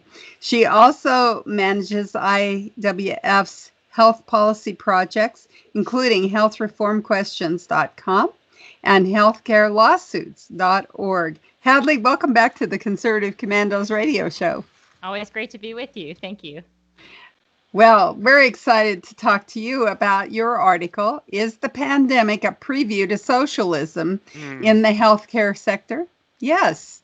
So, we've been screaming about this for forever, ever since Obamacare, right? Socialism since 2009, when we first got introduced to that big pile of pages of Obamacare, and it just doesn't let up. It seems like there is just a continuous push. But people really, they didn't get the idea of what this was really going to actually mean in their lives. They were saying, oh, well, look at Canada, look at England. You know, I was hospitalized in England and I didn't have to pay a cent. They're so nice. It was great. That's not what this is really about, is it? I mean, we're kind of experiencing it now. Talk about that. How is this really looking? Well, first of all, we too at IWF have long been very critical of the Affordable Care Act and other steps that I would say put us on a path towards socialism in healthcare. And of course, socialism is today, it's a very charged word, and people have different opinions about what it means, but the textbook definition is just that the government owns the means of production. And we see different healthcare systems around the world One example is the UK, where they have a truly socialized healthcare sector. Even the brick and mortar that the hospitals are built from belongs to the government, right? And then in Canada, you have something different. You have a socialized health insurance plan where everybody is on the same health insurance plan. The government owns the insurance company, essentially, that everybody is enrolled in. Now, in the US, we don't have public, we do have not-for-profit hospitals, but the government doesn't own all hospitals in the United States, and the government might own, for example, a veterans hospital, but certainly most hospitals in the U.S. are privately owned. Same thing with insurance companies. If you are privately insured, that means you do business with a private health insurance company. So what Obamacare did was it maintained this private ownership of hospitals and insurance companies. But I really think that that's more or less a facade because what we have now is private ownership of these things, but we have government control of these things because of the way that our insurance policies and even, the extent to which our public health programs dictate what goes on inside of hospitals. We do have a very government-controlled healthcare system in the U.S. And if we look at what's happening under the pandemic, we see, unfortunately, some shortages in some cases. But overwhelmingly, the biggest impact, and my husband is a doctor, is that the hospitals are dealing with a decrease in revenues. They, like many other businesses, are simply doing less business right now because people aren't coming in for the normal healthcare treatments. They're not coming in for elective surgeries. They're not coming in for a lot of the services that hospitals rely on to bring their money through the door. And that's putting our healthcare system in jeopardy right now. Well, I have my own little story, and I'll tell that in a couple of minutes. But you have some great sentences within your article. One of them is that save money simply means paying health providers less. And I've heard that complaint. In fact, when I go to my doctor, when I was allowed to go and visit my doctor, he would say, we're not taking any more Medicare patients. Well, by golly, if you're 65 years old or older, you don't have a choice. You're a Medicare patient. So now you don't have a healthcare provider because you can't choose your doctor because he says this is the reason they don't pay for the services. Talk about that a little bit. Well, we don't have to look abroad to see examples of socialism in healthcare because, as you mentioned, we do have some public health insurance programs in the U.S. Now, originally, these programs were intended to work like safety nets. Medicare was supposed to be a safety net for seniors, and prior to the enactment of the Medicare program, seniors would just buy private health insurance like other people, younger people, I guess. And then people in the Medicaid program, this is intended to be a safety net program for the indigent poor, for vulnerable populations like poor pregnant women, poor children, elderly poor, people with disabilities. But now the Medicaid program, of course, has been expanded so much to the point that now 1 in 3 Americans is enrolled in either Medicare or Medicaid. And you're right that these programs reimburse healthcare providers at a lower rate than the market rate, a lower rate than private health insurance companies do. And so the argument that Medicare for All advocates have made is that if we simply moved everyone into the Medicare program, that would save us overall as a country on our healthcare expenses because providers would be forced to accept the Medicare rate. They wouldn't have the option to, for example, turn away Medicare patients in favor of privately insured patients. Well, my point is, watching what's happening under this pandemic, when hospitals receive less revenues, their response is to simply do what other businesses do when their bottom line is in jeopardy. They're furloughing staff, they're freezing pay, they're cutting, they're freezing hiring, they're not bringing any more providers on board. And the 30,000-foot view on that is that we have a physician shortage at baseline. Pandemics aside, we are struggling to recruit and maintain a physician workforce for primary care in the U.S., and moving to Medicare for All would not make that easier. It would make it much harder to attract people into that workforce. You're right. And this next line is kind of cool, too. It says, the word elective is a bit misleading because elective does not mean optional. It just simply means non-urgent. And here's my little story. I'm going to show you my neck because this is what I had to do with my doctor online. I woke up one morning with what I thought was a stiff neck, and by the afternoon, I had a lump on my neck that was raised up So I called urgent care. I said, can I come on over? And they said, yes, there's nobody here. So I went. There was no one there but me and the 4 staff members, the doctor, the nurse, the receptionist that took my information, and a security guard that was keeping out anybody that was suspected to have COVID-19. When she looked at it, the doctor says, I don't know what that is. You have to have an ultrasound. So I had to go to the hospital for the ultrasound. And I said, can I go there? Because, we've been told that all the COVID-19s are at the hospital and dangerous place to be. And she says, no, you just go right ahead. We don't have anybody here. And she was right. When I got to the hospital, same 4 people were there, except it wasn't a doctor. It was a med tech that saw me. So they took this ultrasound. 2 weeks later, my doctor called me with the results of the ultrasound. And he says, I don't know what this is. You need to go get an MRI done at the hospital. I'm still waiting for them to call me on this MRI. But in the meantime, I prayed. And you know what? That lump, I can't even hardly feel it now. So I guess it was nothing. I don't know. I probably at some point will get an MRI. But, it's really interesting to me that was considered elective. And look how long I've waited, almost a month, to find out. Now I have the ultrasound, so it was definitely there.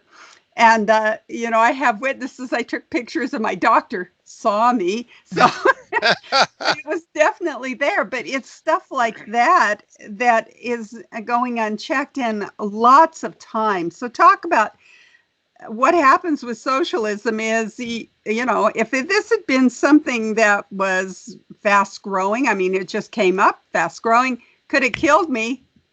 But, oh, well. Right. I think most people on both sides of the aisle would acknowledge that in other countries, people typically wait longer for elective healthcare treatments and surgeries and so forth.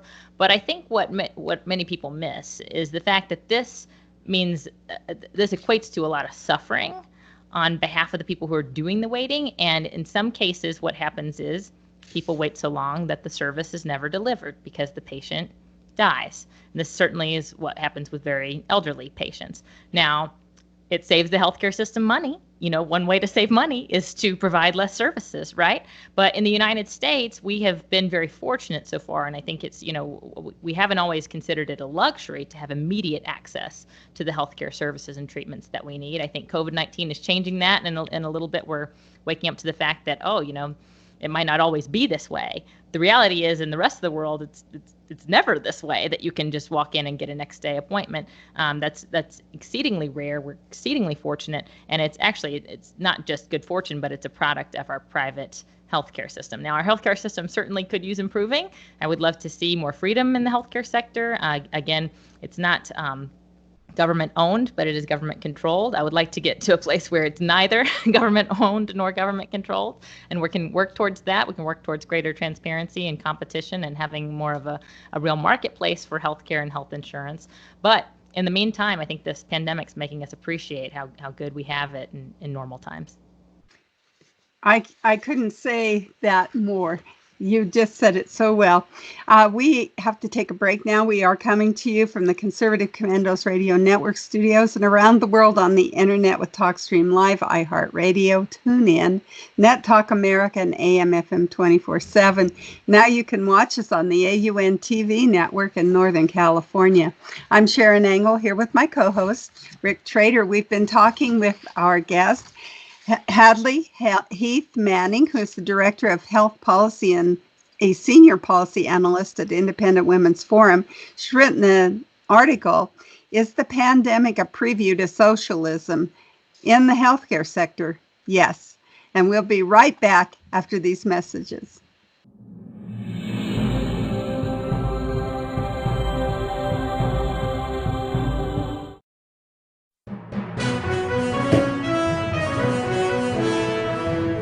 Are you a veteran and are you a homeowner? Then think Streamline and maybe save yourself a few $100s every month on your mortgage. A VA Streamline refinance. It's called a rate reduction loan because mortgage interest reduction is exactly what it does. It's just for veterans and it lowers your mortgage rate so you can save on mortgage payments every month, every year. That's a lot of money saved. And it's so easy to qualify. You don't need pay stubs, a W-2, or bank statements. You don't need a home appraisal. It's fast and easy to apply. And mortgage interest rates are very low right now. So a VA Streamline refinance makes it super easy and super affordable to take advantage of this opportunity and really cut your monthly mortgage payments. Veteran and homeowner? Call us to find out more. 888-893-7491. 888-893-7491.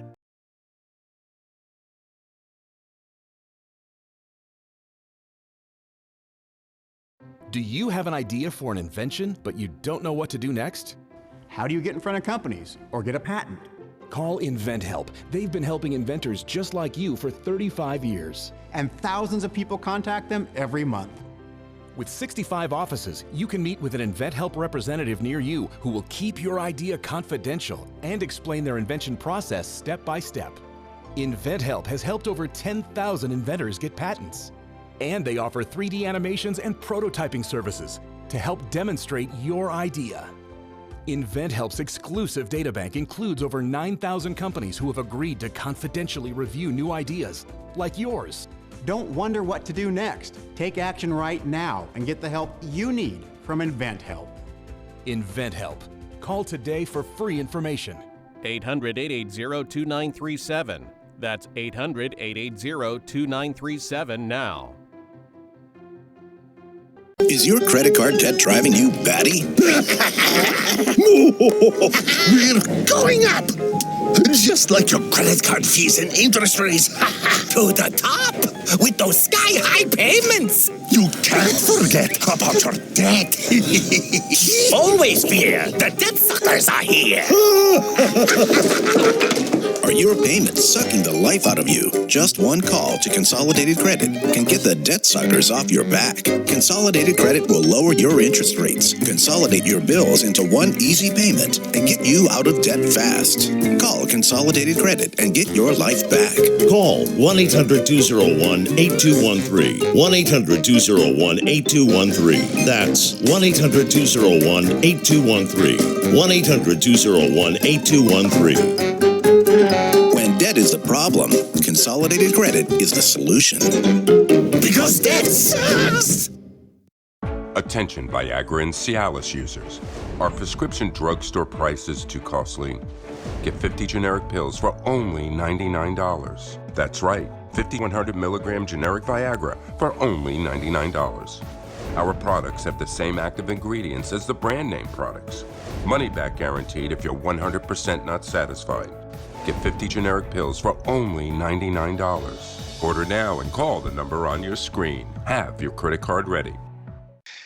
And welcome back. Welcome back to the Conservative Commandos radio show with Sharron Engel and yours truly, Rick Trader. And as I like to do, I like to give shout outs to folks who are listening to us on radio stations in Jacksonville, Tampa, and the Villages, Florida, Las Vegas and Reno, Macon, Georgia, Lancaster and Pittsburgh, Boulder and Colorado Springs, Milwaukee, Wisconsin, Long Beach, California, Arlington, Virginia, Washington, D.C., and also seen on the AUN television network. Our guest this segment is Hadley Heath Manning. She's the Director of Health Policy and a Senior Policy Analyst at the Independent Women's Forum. We're discussing an article that she wrote, Is the Pandemic a Preview of Socialism in the Healthcare Sector? Yes. And Hadley, I actually think it's a picture of socialism in a lot of areas. It's really scary to me when politicians see how much power they have by just calling anything a pandemic or anything an emergency, but that's another conversation. But you and Sharron were talking about elective surgeries, and we're saying that doesn't mean they're not necessary. They really are. And I have seen articles, and maybe I can get you to also talk about this, that hospitals right now are really in financial problems because they depend upon elective surgeries to pay the bills. And by paying the bills, that employs a lot of people. By paying the bills, that upkeeps the hospital, pays equipment and research and all that. Hadley, am I thinking too far outside the box on this? No, I think you're absolutely right. I think the first people in healthcare to really face problems were the smaller private practices, right? Because like any small business, they're already operating with a pretty tight margin. They've got some more, administrative overhead, whereas the big organizations have a whole HR department that can handle things like that. But when you're the boss of the private practice, it's typically a doctor or two. I started hearing from these folks very early on in the pandemic that people weren't coming in for their normal checkups. They weren't coming in for their normal healthcare services. Some of the folks in primary care tried to transition to telehealth or doing virtual meetups, but that didn't work for everyone very well. And so like any, small business owner has to do, many of these doctors would forego their own salaries so that they could try to keep some of their administrative staff, employed and try to weather the storm here. So one concern I have with all of this is that the smaller private practices were already, in many cases, being bought up by hospitals and consolidated.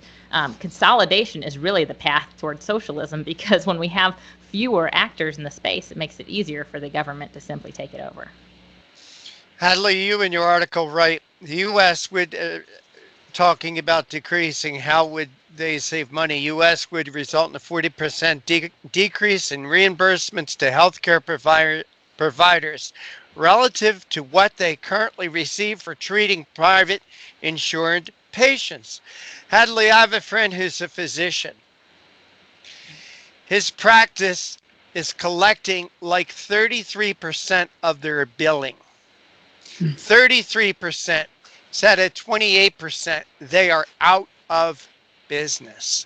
That is a very small margin. A very small margin.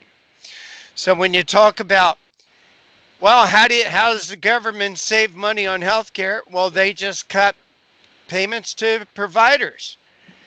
And therefore, those people are not going to stay in medicine.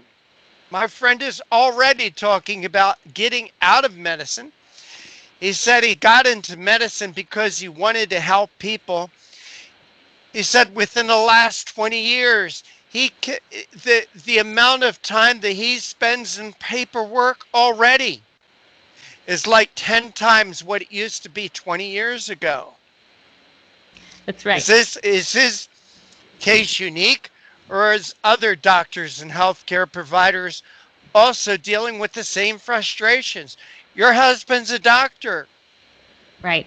It's interesting. Anybody who's familiar with the way that billing works, and billing in the world of healthcare is so complicated. I mean, we could do a whole segment on that. But a lot of the discussion around the Affordable Care Act and a lot of the justification for it was supposed to be that when hospitals see uninsured patients, there's this phenomenon called cost shifting. They can't get all of the money they need out of the uninsured patients who often can't pay their bills. And so they shift those costs onto privately insured patients. And this causes private health insurance premiums to continue to go up because private health insurance companies are paying for a lot of the costs. But what's less recognized, and just as important, or maybe more important considering the population that's in the Medicare and Medicaid programs, is that those programs cause a lot of cost shifting. When Medicare and Medicaid fail to reimburse hospitals and other healthcare providers at a level that covers their costs for providing the services, those providers have to increase the charges that they pass along to privately insured patients, and that also contributes to our private health insurance premiums continuing to skyrocket. And this is the number one concern of a lot of people when it comes to healthcare is, they're very happy with the quality of care that they get in the U.S. We have, I believe, the highest quality healthcare in the world. But boy, do we pay for it. And the private health insurance premiums are a huge cost for businesses who pay for them, and they're a huge cost for individuals. Well, I don't think I need to tell you this, Hadley. You being the wife of a doctor, I'm sure you and your husband did discuss this thing. But again, I'm referring to my friend who is a doctor. He gets these reports from patients that are referred to him. 40 pages of reports. All these boxes need to be checked off. He said it cost him, his practice, thousands a month, just for all these medical reports, for all the record keeping that 20 years ago they didn't have.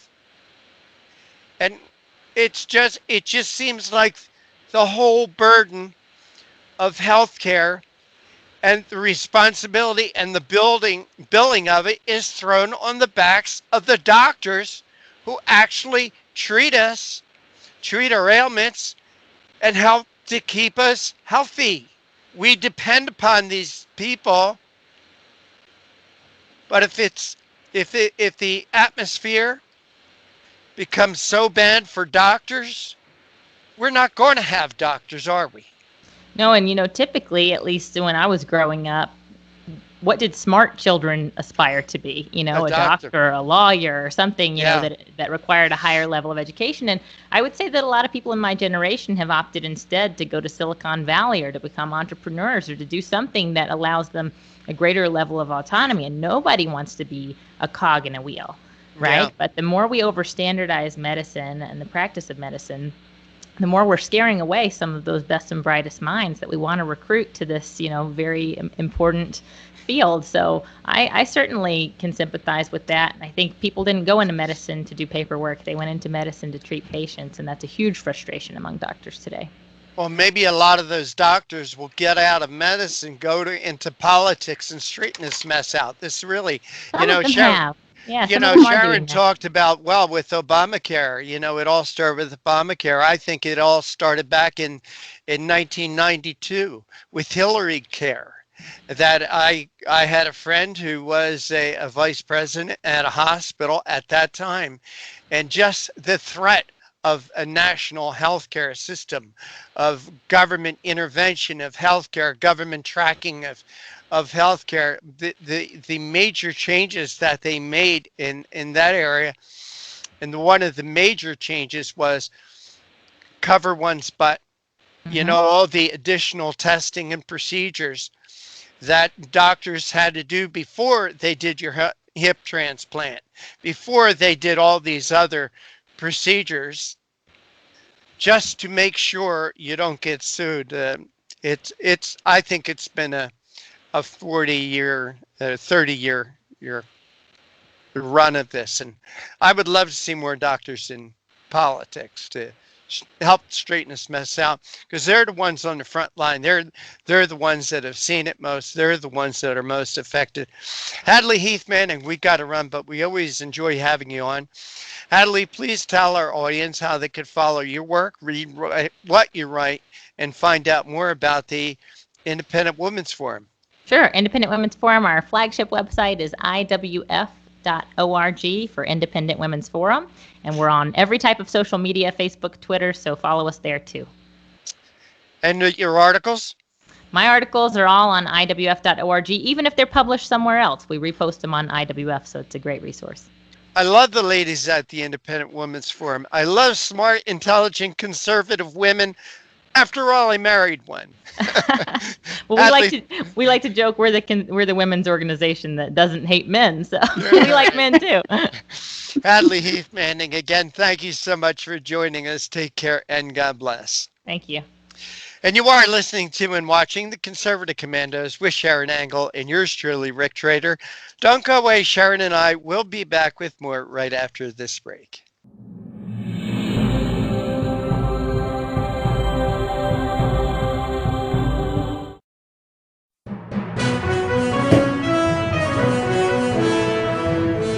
Everybody wants cheap airfare, but where do you find it? You call low-cost airlines. Their prices are direct from the airlines, and they're so low you can't find these fares published anywhere. They specialize in cheap flights, discount hotel rooms, cheap car rental rates, and great package deals anywhere around the world. Wherever you want to go, they can help you get there cheaply and with a best price guarantee. If you want the lowest prices on your airline tickets or other travel services, call now. That's right, call. That's the only way to get these rates. price. Experts are standing by 24/7 to get you the cheapest airfare and hotel rates available. So don't wait. Call right now for the lowest travel prices anywhere and for great last-minute travel deals too. Call 888-431-0562. That's 888-431-0562. 888-431-0562. 888-431-0562. Dish TV is better than cable TV. Here's why. Dish has the nation's lowest TV price, along with an award-winning DVR that can skip commercials, record 8 shows at once, and get access to thousands of movies at your fingertips. Cable simply can't even compare. So the smart choice is to cut the cable and get Dish. Plus, you get all these great TV features, free HD DVR upgrade, free installation, and free movie channels. Say goodbye to cable and get more with Dish TV. 877-290-7764, 877-290-7764. As an added bonus, you can switch to Dish now and receive a $50 Visa gift card. So call now and get Dish TV. Call 877-290-7764, 877-290-7764. That's 877-290-7764. Limited time offer, 24-month commitment and credit qualification required. Cancellation fee, monthly equipment fees, and other restrictions apply. Promotion can change at any time.